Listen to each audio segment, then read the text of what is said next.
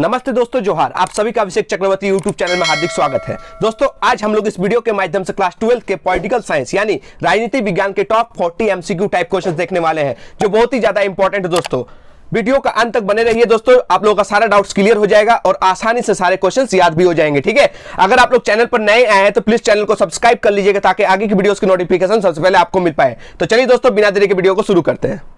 तो चलिए दोस्तों, आज का पहला क्वेश्चन देखते हैं क्या पूछा गया है। शीत युद्ध का अंत कब हुआ? शीत युद्ध का अंत कब हुआ? Option 1 is the correct answer दोस्तों, 1991 में। कब? 1991 में। दोस्तों याद रखिएगा, शीत युद्ध की शुरुआत 1945 में हुई थी। कब हुई थी? 1945 में, यानी द्वितीय विश्व युद्ध के बाद हुई थी, जिसका अंत 1991 में हुआ था। ठीक है, यानी शीत युद्ध कब से कब तक चला था दोस्तों? 1945 से 1991 तक। कितना दिन?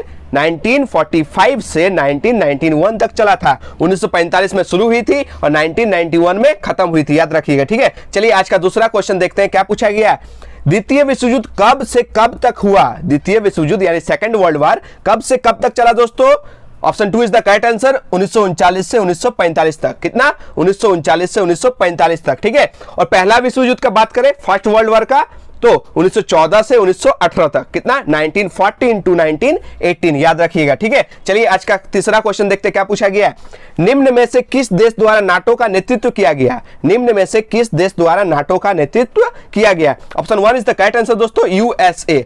इनके द्वारा? यूएसए यानी United state of America. United state of America, जिसे हिंदी में संयुक्त राज्य अमेरिका बोलते हैं, उनके द्वारा नाटो का नेतृत्व किया गया था, याद रखिएगा। ठीक है, चलिए आज का चौथा क्वेश्चन देखते हैं। सोवियत संघ ने कौन सा सैनिक गुट बनाया था? सोवियत संघ ने कौन सा सैनिक गुट बनाया था? इसका आंसर क्या हो जाएगा दोस्तों? Option 3 is the correct answer, Warsaw संधि। क्या हो जाएगा? वार्सा संधि। ठीक है दोस्तों, वार्सा संधि, जिसको वार्सा पैक्ट के नाम से भी जाना जाता है।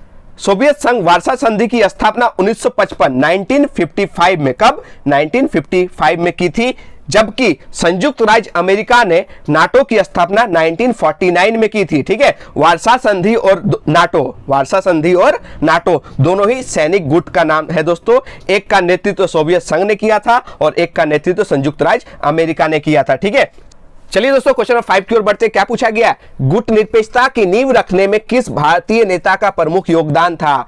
गुट निरपेक्षता, जिसको NAM के नाम से भी जाना जाता है, नॉन अलाइंग मूवमेंट। ठीक है, इसकी नींव रखने में किस भारतीय नेता का प्रमुख योगदान था? Option 3 is the correct answer दोस्तों, पंडित जवाहरलाल नेहरू, जो भारत के प्रथम प्रधानमंत्री थे, याद रखिएगा। ठीक है, चलिए अगले क्वेश्चन की ओर बढ़ते। क्वेश्चन नंबर 6 की ओर क्या पूछा गया? प्रथम गुट निरपेक्ष सम्मेलन के अध्यक्ष कौन थे? प्रथम गुट निरपेक्ष सम्मेलन के अध्यक्ष कौन थे? Option 4 is the correct answer दोस्तों, यहां स्पेलिंग मिस्टेक है, सही नाम है जोसेफ ब्रॉज टिटो। क्या हो जाएगा? जोसेफ ब्रॉज टिटो, नाम सुधार लीजिएगा। ठीक है, चलिए क्वेश्चन नंबर 7 की ओर बढ़ते हैं। क्या पूछा गया? जापान में किन शहरों पर परमाणु बम गिराए गए थे? जापान में किन शहरों में परमाणु बम गिराए गए थे? ठीक है, इसका सही आंसर क्या हो जाएगा दोस्तों? Option 1 is the correct answer, Hiroshima एवं नागासाकी। क्या हो जाएगा? हिरोशिमा एवं नागासाकी, याद रखिएगा। ठीक है, चलिए अगले क्वेश्चन की ओर बढ़ते हैं। क्वेश्चन नंबर 8 की ओर क्या पूछा गया है? सोवियत समाजवादी गणराज्य की स्थापना कब हुई थी? Option 1 is the correct answer दोस्तों, 1917। ठीक है, बताया था ना, लेनिन के द्वारा। ठीक है, चलिए दोस्तों क्वेश्चन नंबर 9 की ओर बढ़ते। क्या पूछा गया है? सोवियत राजनीतिक प्रणाली किस विचारधारा पर आधारित थी? सोवियत राजनीतिक प्रणाली किस विचारधारा पर आधारित थी? Option 3 is the correct answer दोस्तों, समाजवादी, जिनको साम्यवादी के नाम से भी जाना जाता है, याद रखिएगा। ठीक है दोस्तों, आप लोगों के लिए प्रश्न है, कमेंट में इसका उत्तर जरूर दीजिएगा। ठीक है, क्वेश्चन आप लोगों के लिए यह रहा कि संयुक्त राज्य अमेरिका किस विचारधारा पर आधारित थी? संयुक्त राज्य अमेरिका किस विचारधारा पर आधारित थी? ऑप्शन रहा आप लोग का, ऑप्शन ए पूंजीवादी, ऑप्शन बी उदारवादी, ऑप्शन सी साम्यवादी, ऑप्शन डी समाजवादी, ऑप्शन ई ए और बी दोनों, और ऑप्शन एफ सी और डी दोनों। फटाफट इसका उत्तर आप लोग कमेंट में दीजिएगा। ठीक है, चलिए अगले क्वेश्चन की ओर बढ़ते। क्वेश्चन नंबर 10 की ओर क्या पूछा गया? शॉक थेरेपी को अपनाया गया, यानी शॉक थेरेपी को कब अपनाया गया? Option 1 is the correct answer दोस्तों, 1990 में। कब? 1990 में। ठीक है दोस्तों, शॉक थेरेपी का सामान्य अर्थ का बात करें तो इसका सामान्य अर्थ होता है आघात पहुंचाकर उपचार करना। ठीक है, शॉक थेरेपी का अर्थ क्या होता है? आघात पहुंचाकर उपचार करना। ठीक है दोस्तों, समाजवादी व्यवस्था के पूंजीवाद की ओर संक्रमण को शॉक थेरेपी के नाम से पुकारा गया। समाजवादी व्यवस्था के पूंजीवाद की ओर संक्रमण को शॉक थेरेपी के नाम से पुकारा गया। चलिए दोस्तों अगले क्वेश्चन की ओर बढ़ते, क्वेश्चन नंबर 11 की ओर। ठीक है, चलिए क्वेश्चन नंबर 11 में क्या लिखा गया देखते हैं, ठीक है। सोवियत संघ के विघटन के लिए कौन सोवियत नेता उत्तरदायी थे? सोवियत संघ के विघटन के लिए यानी पतन के लिए कौन सोवियत नेता उत्तरदायी थे? Option 3 is the correct answer दोस्तों, मिखाइल गोर्बाचेव। कौन? मिखाइल गोर्बाचेव, याद रखिएगा, ठीक है दोस्तों। मिखाइल गोर्बाचेव रिलेटेड 2-3 बात दिमाग में रखिएगा जो एग्जाम में 100% पूछे जा सकते हैं, ठीक है। पहला, मिखाइल गोर्बाचेव सोवियत संघ के अंतिम राष्ट्रपति थे। क्या? मिखाइल गोर्बाचेव सोवियत संघ के अंतिम राष्ट्रपति थे, ठीक है। दूसरा, ग्लासनोस्त एवं पेरोस्ताइका, क्या? ग्लासनोस्त एवं पेरोस्ताइका के मंत्र मिखाइल गोर्बाचेव ने ही दिए थे, ठीक है, याद रखिएगा। और इससे रिलेटेड तीसरा बात, सोवियत संघ के विघटन का आरोप इन्हीं के ऊपर लगा था, ठीक है। ये सोवियत संघ का अंतिम राष्ट्रपति था, ठीक है। चलिए क्वेश्चन नंबर 12 की ओर बढ़ते। क्या पूछा गया? बर्लिन की दीवार किस वर्ष गिराई गई? बर्लिन की दीवार किस वर्ष गिराई गई? यही प्रश्न आप लोगों से मैंने सेट 1 में पूछा था, याद है ना दोस्तों। बर्लिन की दीवार पूंजीवादी दुनिया और साम्यवादी दुनिया के बीच विभाजन का प्रतीक था। क्या बोले? बर्लिन की दीवार पूंजीवादी दुनिया और साम्यवादी दुनिया के बीच का विभाजन का प्रतीक था। यह दीवार 1961 में खड़ी की गई थी। कब? 1961 में इसको खड़ी की गई थी, जिसे पूर्वी जर्मनी की आम जनताओं ने 9 नवंबर, याद रखिएगा डेट, 9 नवंबर 1989 को तोड़ दिया। किसने तोड़ा? पूर्वी जर्मनी की आम जनताओं ने 9 नवंबर 1989 को इस दीवार को तोड़ दिया। बर्लिन की दीवार का गिरना शीत युद्ध की समाप्ति का प्रतीक भी माना जाता है, याद रखिएगा, ठीक है। तो इसका करेक्ट आंसर क्या हो जाएगा दोस्तों? Option 3 is the correct answer, 1989, ठीक है। पूरा डेट याद रखिएगा, 9 नवंबर 1989, ठीक है। चलिए अगला क्वेश्चन बढ़ते हैं, क्वेश्चन नंबर 13 की ओर। क्या पूछा गया? जर्मनी का एकीकरण कब हुआ था? जर्मनी का एकीकरण कब हुआ था? Option 2 is the correct answer दोस्तों, 1990 में। कब? 1990 में, ठीक है, याद रखिएगा। चलिए क्वेश्चन नंबर 14 की ओर बढ़ते हैं। क्या पूछा गया? अमेरिका के वर्ल्ड ट्रेड सेंटर पर आतंकवादियों का हमला कब हुआ? अमेरिका के वर्ल्ड ट्रेड सेंटर पर आतंकवादियों का हमला कब हुआ था दोस्तों? Option 1 is the correct answer, 11 सितंबर 2001 को। कब? 11 सितंबर 2001 को। दोस्तों इस आतंकवादी घटना को 9/11 भी कहा जाता है। क्या? इस आतंकवादी घटना को 9/11 के नाम से भी जाना जाता है। दोस्तों 9/11 यानी 9/11 की घटना का आतंकवादी हमला अमेरिका में न्यूयॉर्क स्थित वर्ल्ड ट्रेड सेंटर पर हुआ था। इस हमले में लगभग 3000 लोग मारे गए थे। कितने लोग? लगभग 3000 लोग मारे गए थे। अमेरिका में महीना पहले और तिथि को बाद में कहने की परंपरा है। क्या बोले? अमेरिका में महीना को पहले और तिथि को बाद में कहने की परंपरा है, इसलिए 11 सितंबर 2001 को ये लोग 9/11 कहते हैं, यानी 9/11 की घटना कहते हैं, याद रखिएगा, ठीक है। चलिए क्वेश्चन नंबर 15 की ओर बढ़ते। क्या पूछा गया? ऑपरेशन इंड्यूरिंग फ्रीडम निम्नलिखित में से किस देश द्वारा चलाया गया था? ये जो ऑपरेशन है पूछा गया किस देश के द्वारा चलाया गया था? Option 2 is the correct option दोस्तों, यूएसए। किसके द्वारा? यूएसए के द्वारा, ठीक है। यूएसए मतलब यूनाइटेड स्टेट ऑफ अमेरिका, यानी संयुक्त राज्य अमेरिका के द्वारा ऑपरेशन इंड्यूरिंग फ्रीडम चलाया गया था, ठीक है। चलिए अगले क्वेश्चन की ओर बढ़ते हैं, क्वेश्चन नंबर 16 की ओर। क्या पूछा गया है? कुवैत को किस देश के अवैध चुंगल से मुक्त कराया गया? कुवैत को किस देश के अवैध चुंगल से मुक्त कराया गया? Option 1 is the correct answer दोस्तों, इराक से। किससे? इराक से, ठीक है। चलिए दोस्तों अगला क्वेश्चन की ओर बढ़ते हैं, क्वेश्चन नंबर 17 की ओर। क्या पूछा गया है? खाड़ी युद्ध के समय इराक के राष्ट्रपति डैश थे। खाड़ी युद्ध के समय इराक के राष्ट्रपति कौन थे दोस्तों? Option 2 is the correct answer, Saddam Hussain. कौन? सद्दाम हुसैन। दोस्तों अगले क्वेश्चन की ओर बढ़ते हैं, क्वेश्चन नंबर 18 में देखते हैं क्या पूछा गया। किस अमेरिकी राष्ट्रपति ने नई विश्व व्यवस्था का चित्र प्रस्तुत किया? Option 4 is the correct answer दोस्तों, जॉर्ज बुश। किसने? जॉर्ज बुश ने, ठीक है। दोस्तों सोवियत संघ के पतन के बाद अमेरिका विश्व में अपने वर्चस्व को स्थापित करने का मौका देख रहा था। इराक को पराजित कर यानी हराकर अमेरिका इसमें सफल भी हुआ, ठीक है दोस्तों। इस प्रकार सोवियत संघ के विघटन के बाद अमेरिका आज एकमात्र महाशक्ति है, ठीक है। अमेरिकी राष्ट्रपति जॉर्ज बुश ने एकल ध्रुवीय विश्व में अमेरिकी वर्चस्व को नई विश्व व्यवस्था की संज्ञा दी थी, ठीक है, याद रखिएगा। चलिए क्वेश्चन नंबर 19 की ओर बढ़ते हैं। क्या पूछा गया है? एक ध्रुवीयता की स्थिति किस देश की शक्ति का परिचायक है? एक ध्रुवीयता की स्थिति किस देश की शक्ति का परिचायक है? Option 1 is the correct answer दोस्तों, संयुक्त राज्य अमेरिका। क्या? संयुक्त राज्य अमेरिका, ठीक है। शीत युद्ध के अंत के पहले दो महाशक्ति थे, याद रखिएगा, ठीक है। शीत युद्ध के अंत के पहले दो महाशक्ति थे, एक था सोवियत संघ और दूसरा था संयुक्त राज्य अमेरिका। ठीक है, शीत युद्ध के अंत के साथ ही सोवियत संघ का भी अंत हो गया। इस प्रकार अमेरिका आज एकमात्र महाशक्ति है। अंतरराष्ट्रीय क्षेत्र में शक्ति का एकमात्र केंद्र अमेरिका ही है दोस्तों, इसलिए इसका वर्चस्व भी है। ठीक है, चलिए क्वेश्चन नंबर 20 की ओर बढ़ते। क्या पूछा गया? दूसरी दुनिया का आशय किन देशों से था? दूसरी दुनिया का आशय किन देशों से था दोस्तों? Option 4 is the correct answer, communist देशों के साथ। किसके साथ? कम्युनिस्ट देशों का संबंध है। ठीक है, याद रखिएगा। चलिए दोस्तों, कम्युनिस्ट देश को समाजवादी खेमे का देश या दूसरी दुनिया कहा जाता है, यह भी याद रखिएगा। ठीक है, चलिए क्वेश्चन नंबर 21 की ओर बढ़ते। क्या पूछा गया? G77 का आशय दुनिया के किन देशों से है? G77 का आशय दुनिया के किन देशों से है दोस्तों? Option 2 is the correct answer, विकासशील देशों से। ठीक है, विकासशील देशों से। ठीक है, चलिए दोस्तों क्वेश्चन नंबर 22 को देख लेते हैं। क्या पूछा गया? 1957 में अपनी स्थापना के समय यूरोपीय संघ का नाम क्या था? Option 1 is the correct answer दोस्तों, यूरोप का आर्थिक समुदाय। क्या नाम था दोस्तों यूरोपीय संघ का? पहले यूरोप का आर्थिक समुदाय। Option 1 is the correct answer. ठीक है दोस्तों, पहले यूरोप का आर्थिक समुदाय नाम था, बाद में इसको यूरोपीय संघ के नाम से जाना गया। ठीक है, जिस प्रकार भारत में योजना आयोग का नाम बदलकर नीति आयोग कर दिया गया, सुनिएगा ठीक से। ठीक है, जिस प्रकार भारत में योजना आयोग का नाम बदलकर नीति आयोग कर दिया, ठीक उसी प्रकार यूरोप का आर्थिक समुदाय का नाम बदलकर यूरोपीय संघ कर दिया गया है। ठीक है, याद रखिएगा। चलिए अगला क्वेश्चन देखते हैं, क्वेश्चन नंबर 23 को। क्या पूछा गया? माओ किस देश का शासक था? माओ किस देश का शासक था दोस्तों? Option 3 is the correct answer, चीन का। किसका?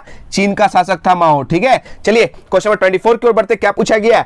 चीन ने विदेश व्यापार हेतु खुले द्वार की नीति कब अपनाई? चीन ने विदेश व्यापार हेतु खुले द्वार की नीति कब अपनाई? इसका आंसर मैंने सेट 1 में बताया था, वो भी डिटेल में। जिनको भी याद है कमेंट में बताइए। ठीक है, और जिन्होंने मेरी सेट 1 वाली वीडियो नहीं देखी है अब तक, इस वीडियो के अंत में सेट 1 को देख लीजिएगा। ठीक है, काफी फायदेमंद साबित होगी दोस्तों आप लोगों के लिए। ठीक है, चलिए दोस्तों क्वेश्चन नंबर 25 की ओर बढ़ते। क्या पूछा गया है? भारत और चीन के बीच पंचशील समझौता, भारत और चीन के बीच पंचशील समझौता कब हुआ दोस्तों? Option 4 is the correct answer दोस्तों, 1954। क्या हो जाएगा? 1954। ठीक है दोस्तों, 1954 में भारत और चीन के बीच एक समझौता हुआ था। 5 सिद्धांतों के माध्यम से भारत के शांतिपूर्ण सह अस्तित्व की स्थापना के प्रयास को मूर्त रूप प्राप्त हुआ था दोस्तों। इन्हीं 5 सिद्धांतों को पंचशील कहा जाता है। याद रखिएगा, किनके बीच में हुआ था? भारत और चीन के बीच में। कब हुआ था? 1954 में। कितना सिद्धांत पर? 5 सिद्धांत पर। ठीक है दोस्तों, पंचशील यानी पंच नाम दिया गया ना, उसी से आप लोग याद रखिएगा 5। कितना सिद्धांत पर? 5 सिद्धांत पर बात हुआ था। ठीक है, चलिए क्वेश्चन नंबर 26 की ओर बढ़ते। क्या पूछा गया? कौन सा वर्ष भारत चीन मित्रता वर्ष के रूप में मनाया गया? Option 4 is the correct answer दोस्तों, 2006 ईस्वी। याद रखिएगा 2006 ईस्वी। ठीक है, चलिए फटाफट क्वेश्चन नंबर 27 की ओर देखते हैं। क्या पूछा गया? दक्षेस यानी सार्क, दक्षेस का दूसरा नाम सार्क, ठीक है, के गठन के समय इसकी सदस्य संख्या कितनी थी? मतलब इसकी स्थापना के समय इसकी सदस्य संख्या कितनी थी, ये पूछा गया। ठीक है दोस्तों, इस क्वेश्चन का आंसर भी मैंने सेट 1 में अच्छे से बताया था। सार्क यानी दक्षेस, दक्षेस की स्थापना 8 दिसंबर, कितना? 8 दिसंबर 1985 ईस्वी को की गई थी। सार्क 7 देशों का संगठन था। कितने देशों का संगठन था? 7 देशों का संगठन था। अभी वर्तमान में 8 देश, कितना देश हो गया है? 8 देश हो गया। ठीक है, 8 देशों का संगठन हो गया है। लेकिन आप लोगों से पूछा क्या गया है कि सार्क के गठन के समय यानी स्थापना के समय इसकी सदस्य संख्या कितनी थी? Option 3 is the correct answer दोस्तों, 7। कितनी? 7। ठीक है, याद रखिएगा। लेकिन वर्तमान में सार्क में सदस्य देशों की संख्या पूछिए तो आप लोग कितना मारिएगा? 8। कितना? 8। ठीक है, स्थापना का समय 7 देश था और वर्तमान में अभी कितना है? 8 देश। ठीक है दोस्तों, आप लोगों को मैंने सार्क से रिलेटेड सेट 1 में क्वेश्चन पूछा था, हाल के वर्षों में कौन देश दक्षेस यानी सार्क का सदस्य बना, यानी 8वां सदस्य कौन बना? इसका सही आंसर अफगानिस्तान होगा। क्या होगा दोस्तों? इसका सही आंसर अफगानिस्तान होगा। ठीक है, आशीष कुमार, पल्लव दास, स्वास्तिक राज, राकेश चंद्रवंशी, विक्की कुमार, आकाश कुमार महतो, गुड्डू कुमार, मुश्ताक, हीरोइक 97 आदि बच्चों ने इसका सही आंसर बताया था। मैंने आप लोगों के कमेंट को लाइक भी किया था ना दोस्तों, इसलिए कमेंट कीजिए। कोई भी डाउट है आप लोग पूछिए, ठीक है। मैं नेक्स्ट वीडियो में उसका उत्तर आप लोगों को जरूर बताऊंगा, ठीक है। कमेंट में कोई भी क्वेश्चंस मैं पूछूंगा, उसका उत्तर देने का कोशिश कीजिए। अगर नहीं दे पाएंगे तो बोलिएगा कि सर नेक्स्ट वीडियो में आप इसका सॉल्यूशन बताइएगा, मैं जरूर लेके आऊंगा, ठीक है। आप ही लोगों के लिए ना वीडियो बना रहा हूं, आप ही लोगों के लिए मेहनत कर रहा हूं, आप ही लोग का एग्जाम है 25 तारीख को, तो सारा डाउट मैं क्लियर करूंगा। आप लोग खाली क्वेश्चंस पूछिए, ठीक है, टेंशन मत लीजिए, सारा कंप्लीट कोर्स मैं कराऊंगा, आप लोग का एक भी क्वेश्चन छूटने वाला नहीं है, ठीक है। चलिए दोस्तों, क्वेश्चन नंबर 28 की ओर बढ़ते। क्या पूछा गया है? सार्क का 19वां सम्मेलन, सार्क का 19वां सम्मेलन जो रद्द हो गया है, कहां होने वाला था, ठीक है। Option 3 is the correct answer दोस्तों, इस्लामाबाद। कहां होने वाला था? इस्लामाबाद, ठीक है दोस्तों। सार्क का 19वां सम्मेलन इस्लामाबाद में होने वाला था, लेकिन उस वर्ष जम्मू कश्मीर के उरी में भारतीय सेना के एक शिविर पर आतंकवादी हमले के कारण भारत ने शामिल होने से इनकार कर दिया था, इसलिए कैंसिल हो गया था, ठीक है, याद रखिएगा। चलिए क्वेश्चन नंबर 29 की ओर बढ़ते हैं। क्या पूछा गया है? दक्षिण एशिया का सबसे बड़ा देश कौन सा है? दक्षिण एशिया का सबसे बड़ा देश कौन सा है? Option 2 is the correct answer दोस्तों, भारत। क्या हो जाएगा इसका आंसर? भारत, ठीक है। भारत दक्षिण एशिया का सबसे बड़ा देश है। भारत भौगोलिक दृष्टि से विश्व का 7वां सबसे बड़ा देश है, यानी क्षेत्रफल की दृष्टि से 7वां सबसे बड़ा देश है, जबकि जनसंख्या के दृष्टिकोण से चीन के बाद दूसरा सबसे बड़ा देश है, ठीक है, याद रखिएगा। चलिए अगले क्वेश्चन की ओर बढ़ते हैं। क्वेश्चन नंबर 30 की ओर। क्या पूछा गया? बांग्लादेश की उत्पत्ति कब हुई? बांग्लादेश की उत्पत्ति यानी जन्म कब हुई दोस्तों? Option 1 is the correct answer, 1971 को, 1971 को, याद रखिएगा, ठीक है। अगले क्वेश्चन की ओर बढ़ते फटाफट। क्वेश्चन नंबर 31 की ओर। क्या पूछा गया? फरक्का समझौता का किससे संबंध है? फरक्का समझौता का संबंध किससे दोस्तों? Option 2 is the correct answer, Bharat और बांग्लादेश से। किससे? भारत और बांग्लादेश। चलिए दोस्तों, क्वेश्चन नंबर 32 की ओर बढ़ते। क्या पूछा गया? कौन सी रेखा भारत और बांग्लादेश के बीच सीमा निर्धारण करता है? कौन सी लाइन भारत और बांग्लादेश के बीच सीमा निर्धारण करता है? इस क्वेश्चन का उत्तर मैंने सेट 1 के क्वेश्चन नंबर 31 में भी बताया था, लेकिन आज भी बताऊंगा, क्योंकि इस प्रश्न में एक लड़की जिसका नाम रितु है उसको डाउट है, मैं आज उसका डाउट क्लियर करूंगा, ठीक है। रितु का कहना था कि रेड क्लिफ लाइन भारत और पाकिस्तान के बीच में है, तो रितु आपका कहना भी सही है, ठीक है दोस्तों। पाकिस्तान पहले भारत में था, मानते कि नहीं? पाकिस्तान पहले भारत में था, भारत से अलग होकर ही पाकिस्तान बना है, ठीक है, याद रखिएगा। पाकिस्तान पहले भारत में था, अब भारत से अलग होकर ही पाकिस्तान बना है। ठीक उसी प्रकार बांग्लादेश भी पहले पाकिस्तान में था, बांग्लादेश भी पहले पाकिस्तान में था, और पाकिस्तान से अलग होकर ही 1971 में बांग्लादेश का जन्म हुआ, याद रखिएगा। तो दोस्तों, रेड क्लिफ रेखा भारत से पाकिस्तान, किससे? भारत से पाकिस्तान, और भारत को बांग्लादेश से अलग करती है, याद रखिएगा। रेड क्लिफ रेखा भारत से पाकिस्तान और भारत को बांग्लादेश से अलग करती है। सर सिरिल रेडक्लिफ ने साल 1947 में निर्धारित किया था, ठीक है, इसे सर सिरिल रेडक्लिफ ने 1947 में निर्धारित किया था। इसका निर्माण मूलतः भारत और पाकिस्तान को अलग करने के लिए किया गया था। बाद में 1971 में बांग्लादेश के निर्माण के बाद यह भारत और बांग्लादेश के बीच की भी सीमा रेखा बन गई। यानी ये जो रेडक्लिफ लाइन है ना, ये खाली भारत और पाकिस्तान के बीच की सीमा रेखा नहीं है, अब बांग्लादेश और भारत के बीच की सीमा रेखा भी बन गई है, ठीक है। तो आशा करते हैं रितु आपका सारा डाउट क्लियर हो गया। आपका कमेंट मैंने पढ़ा भी था और आपको रिप्लाई भी दिया था, ठीक है। किसी भी बच्चे को प्रॉब्लम होती है ना, किसी भी क्वेश्चन में डाउट होती है, उसका आंसर में डाउट होता है, तो प्लीज कमेंट में बताइएगा, मैं नेक्स्ट वीडियो में जरूर उसका सॉल्व बताऊंगा, पूरा समझा कर बताऊंगा, ठीक है। कमेंट जरूर कीजिएगा, ठीक है। अगले क्वेश्चन की ओर बढ़ते। क्वेश्चन नंबर 33 में क्या पूछा गया दोस्तों? परमाणु अप्रसार संधि कब हुई? परमाणु अप्रसार संधि कब हुई? Option 1 is the correct answer दोस्तों, 1968 में। कब? 1968 में, ठीक है दोस्तों। आप लोगों को सेट 1 में बताया था, जिसको भी याद है कमेंट में जरूर बताइएगा। परमाणु अप्रसार संधि पर किस देश ने हस्ताक्षर नहीं किया है? फिर से सुनिए, परमाणु अप्रसार संधि पर किस देश ने हस्ताक्षर यानी सिग्नेचर नहीं किया है? चलिए जल्दी से फटाफट कमेंट में इसका उत्तर दीजिएगा, ठीक है। चलिए अगले क्वेश्चन की ओर बढ़ते। क्वेश्चन नंबर 34 में क्या पूछा गया देखते हैं। 1945 में संयुक्त राष्ट्र संघ की स्थापना हुई, उसका मौलिक सदस्य कौन था? उसका मौलिक सदस्य कौन था? Option 4 is the correct answer दोस्तों, भारत। कौन? भारत उसका मौलिक सदस्य था, ठीक है। चलिए दोस्तों फटाफट क्वेश्चन नंबर 35 की ओर बढ़ते। क्या पूछा गया? संयुक्त राष्ट्र संघ का महासचिव, संयुक्त राष्ट्र संघ का वर्तमान महासचिव कौन है? ठीक है, चलिए इसका आंसर क्या होगा दोस्तों? Option 1 is the correct answer, Antonio Guterres, ठीक है, याद रखिएगा, option 1 is the correct answer, ठीक है। चलिए क्वेश्चन नंबर 36 की ओर बढ़ते। क्या पूछा गया? किसकी सिफारिश पर संयुक्त राष्ट्र संघ की महासभा महासचिव की नियुक्ति करती है? फिर से सुनिएगा, किसकी सिफारिश पर यानी गुंजाइश पर संयुक्त राष्ट्र संघ की महासभा महासचिव की नियुक्ति करती है? ठीक है, option 1 is the correct answer दोस्तों, सुरक्षा परिषद। क्या होगा इसका करेक्ट आंसर? ऑप्शन 1 सुरक्षा परिषद। ठीक है, चलिए दोस्तों अगले क्वेश्चन की ओर बढ़ते हैं। क्वेश्चन नंबर 37 में क्या पूछा गया? सुरक्षा परिषद के अस्थायी सदस्यों की संख्या क्या है? यहां पर क्या पूछा गया है? अस्थायी सदस्यों की संख्या। ठीक है दोस्तों, यह प्रश्न मैंने सेट 1 में आप लोगों से पूछा था, बहुत सारे बच्चों ने इसका सही उत्तर दिया था। ठीक है दोस्तों, संयुक्त राष्ट्र संघ का सर्वाधिक महत्वपूर्ण एवं प्रभावशाली अंग का नाम है सुरक्षा परिषद। ठीक है, फिर से बता देता हूं, संयुक्त राष्ट्र संघ का सर्वाधिक महत्वपूर्ण एवं प्रभावशाली अंग का नाम है सुरक्षा परिषद। ठीक है, सुरक्षा परिषद में 2 प्रकार के सदस्य हैं, पहला अस्थायी सदस्य और दूसरा अस्थायी सदस्य। ठीक है, अस्थायी सदस्यों की संख्या 5 है। कितनी है? अस्थायी सदस्यों की संख्या 5 है, जबकि अस्थायी सदस्यों की संख्या 10 है। ठीक है, याद रखिएगा। अस्थायी सदस्यों में अमेरिका, फिर से सुनिएगा अच्छे से, 5 देशों का नाम देखिएगा। ठीक है, बहुत सारे बच्चे सही उत्तर बताए थे कमेंट में, लेकिन मैं फिर से दोहरा देता हूं, ये 5 देशों के नाम आप लोग जानिए, ये 5 परमानेंट है। ठीक है, अस्थायी सदस्य है जिनको एक विशेष टाइप की पावर मिली है जिसका नाम है वीटो पावर। ठीक है, इन 5 देशों का नाम मैं बताने जा रहा हूं, आप लोग कॉपी कलम निकाल के इसको नोट कर लीजिएगा, बहुत ही इंपॉर्टेंट क्वेश्चन है। ठीक है, ये 5 अस्थायी सदस्य का नाम है, पहला अमेरिका, दूसरा रूस, तीसरा चीन, चौथा ब्रिटेन एवं 5वां फ्रांस। ठीक है, अस्थायी सदस्यों में अमेरिका, रूस, चीन, ब्रिटेन एवं फ्रांस शामिल है, याद रखिएगा। तो चलिए दोस्तों क्वेश्चन को देख लेते हैं, क्या पूछा गया है। क्वेश्चन नंबर 36 में सुरक्षा परिषद के अस्थायी सदस्यों की संख्या क्या है? क्वेश्चन क्या पूछा गया 36 में?